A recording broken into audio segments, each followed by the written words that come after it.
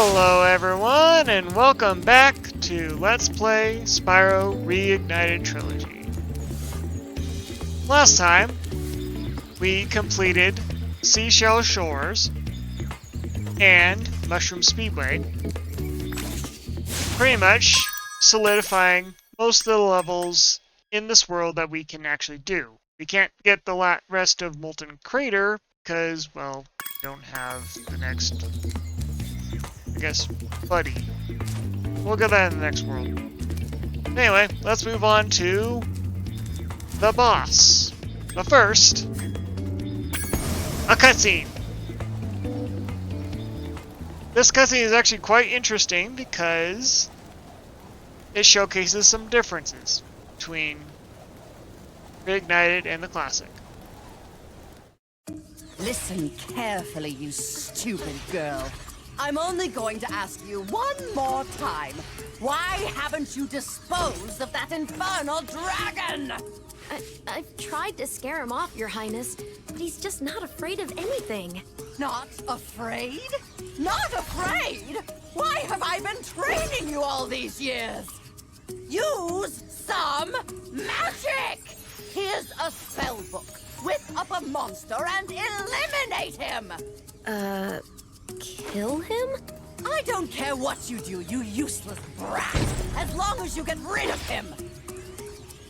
Okay, let's see what we got here. This ought to do it. You can't keep me caged up in here forever! You there! Get me out of here! This is unacceptable! You, come here.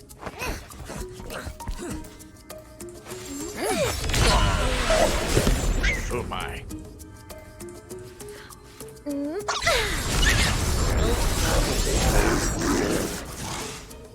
What the devil?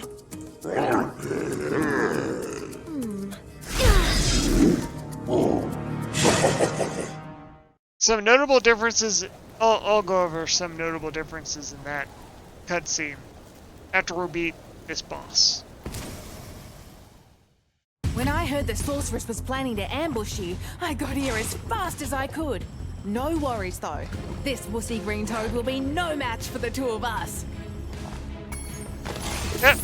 Meet this world's boss. We have to play sumo match with him.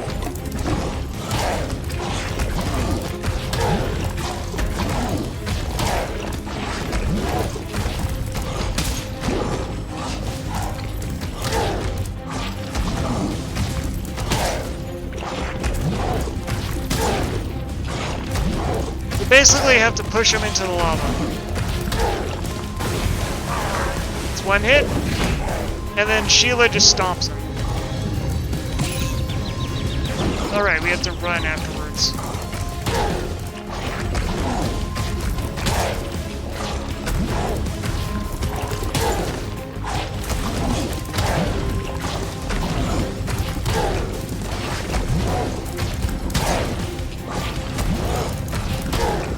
There we go. Remember, always remember to stay back, as you will have to run the instant.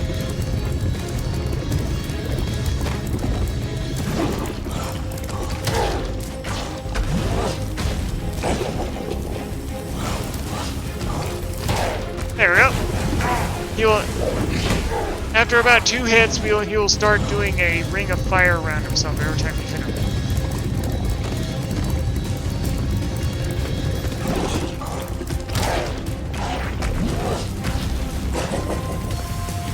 So you just have to wait, and then hit him. Wait for the flames to dissipate, and then hit.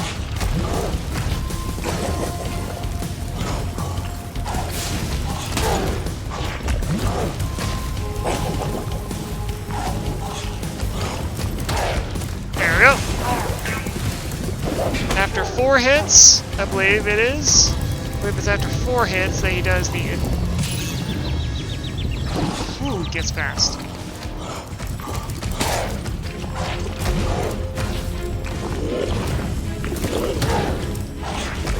After 4 hits, he'll start using fireballs.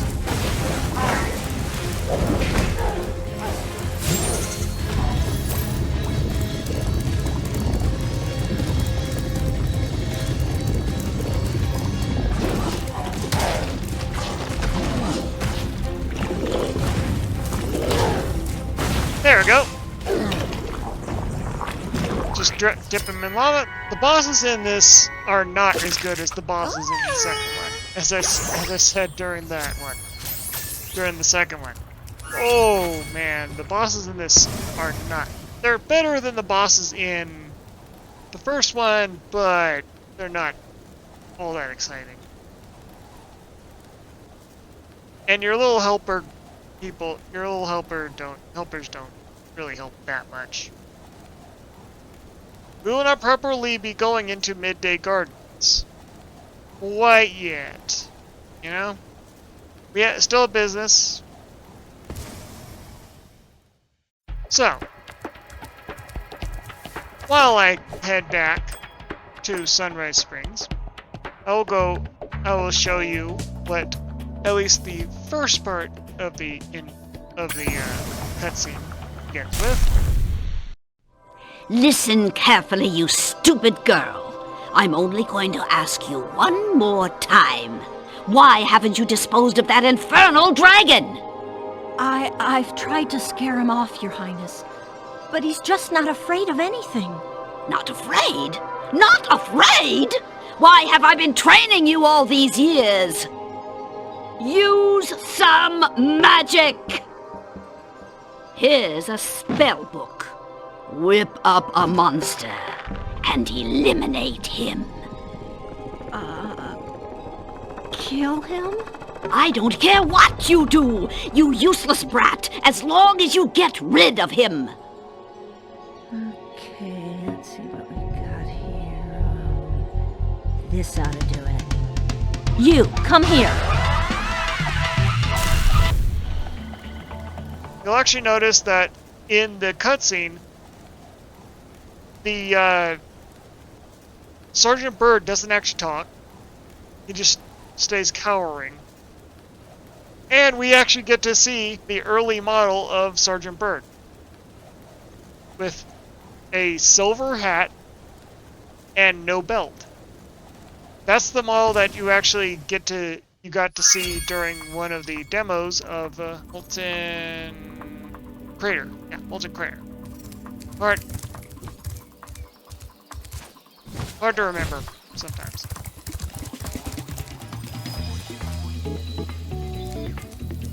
Do you like? Okay, But yeah, that's one of the that's the design you would usually see during the demo part of Molten Crater. There's also the fact that Bianca actually casts with her hands first, and then you actually see her pull out a wand when casting the second time to make the boss. This doesn't happen in the... I didn't capture it in the original, my original playthrough, but this doesn't happen in the original Spyro 3. She casts with her hands twice. I think they added the wand aspect to it, to all the cutscenes later. So yeah. So, let's enter the Sparx level. I found an egg, but only Sparx will be able to reach it. There's a small hole that leads to a Crawdad farm. I can take him there if he's ready. Doing these actually gives you benefits. Some really, really good benefits. Hello, Sparx. Before you take on those nasty Crawdads, I should give you some help. To start, let's practice shooting. Press the attack button to shoot these targets.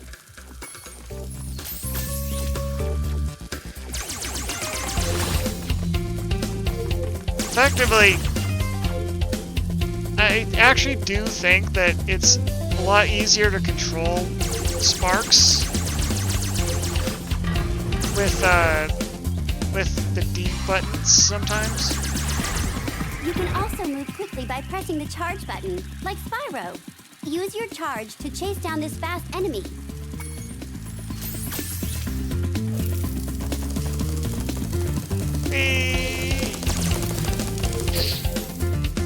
Just gotta catch the enemy. Now for the hard part.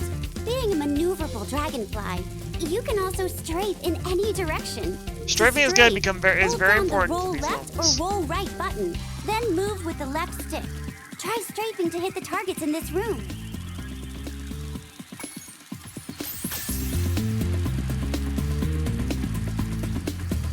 Strafing will make sure that you never turn, which is an important note which is important because you're going to be wanting to strafe a lot in these levels.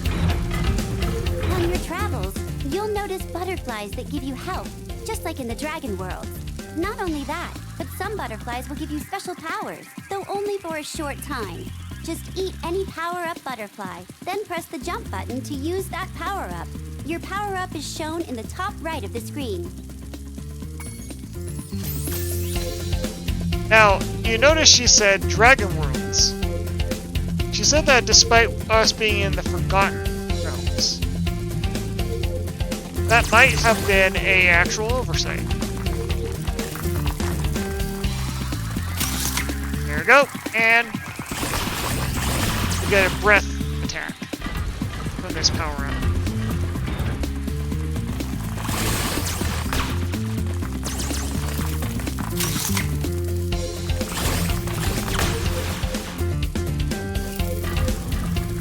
Looks like you're ready, Sparx. That ends the If you need tutorial. any more guidance, just choose the controls option from the pause menu. After the actual level. There's, of course, gems here and just a whole bunch of stuff. Typically, it's best to actually fight while strafing, maneuver with the control stick.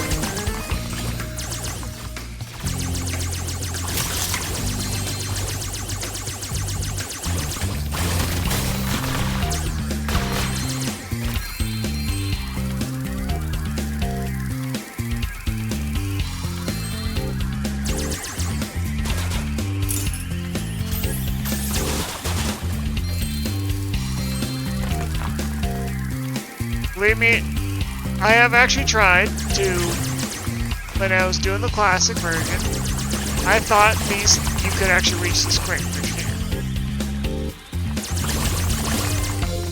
It's merely a formality. You just have to collect the keys in this area.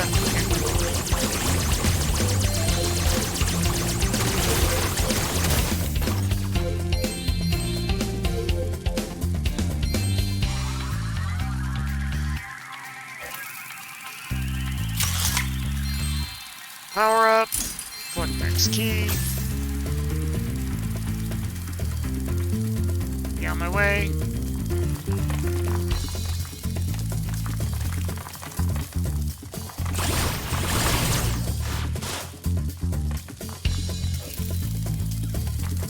Found door.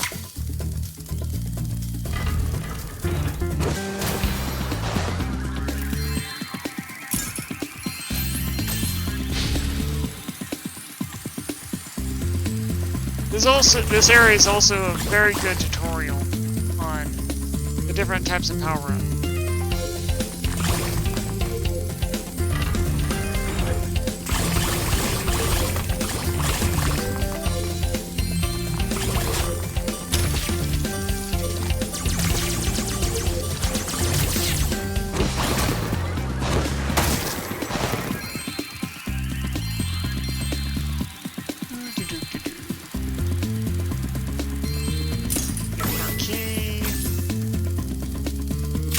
Red power-up gives us, I believe, like heat seekers.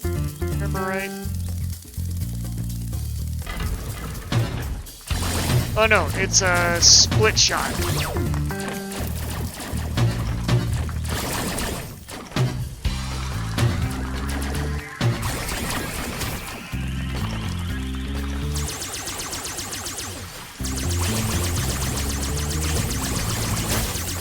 Destroy the crate.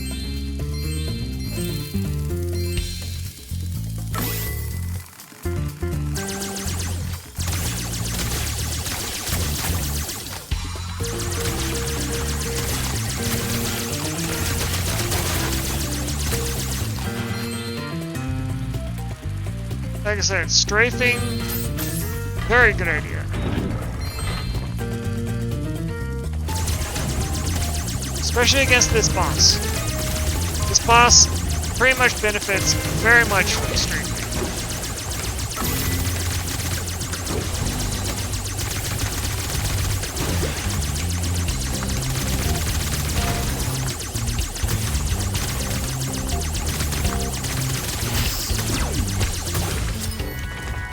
After we beat the boss, we get Nora, the dragon.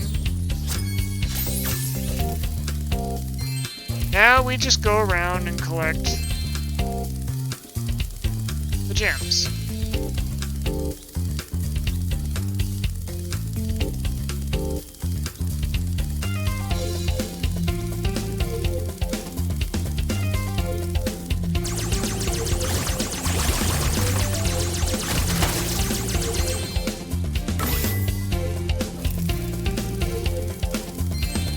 Just gotta get the gems we didn't grab. That's all 200 gems. Let's head out of here.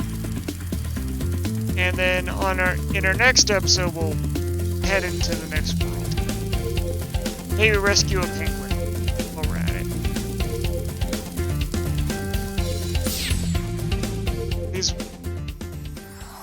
One of the main reasons why you want to do these Sparx levels early will be explained. Nice work, Sparx. You've beaten the Crawdad King and found the lost egg. Not only that, but some of the dragon magic seems to have rubbed off on you. Now you can pick up gems when they're even further away from Spyro. This is how we actually secure something we didn't have in the previous 2 games. Sparx upgrades. Now we have a lot wider collection radius on Sparx. So if we break it makes collecting the gems a lot easier. Like there's like a health upgrade in behind Sparx things. There's like the last one unlocks the ability to break boxes with Sparx, which is honestly it comes a little later than it should. But anyway, in the next episode, we'll head back to Midday Gardens and properly start doing that. Let's do that level. Collect its gems. Get a new friend. Rescue a new friend. But until then, see you next time, and remember to like, comment, and subscribe for more. See ya!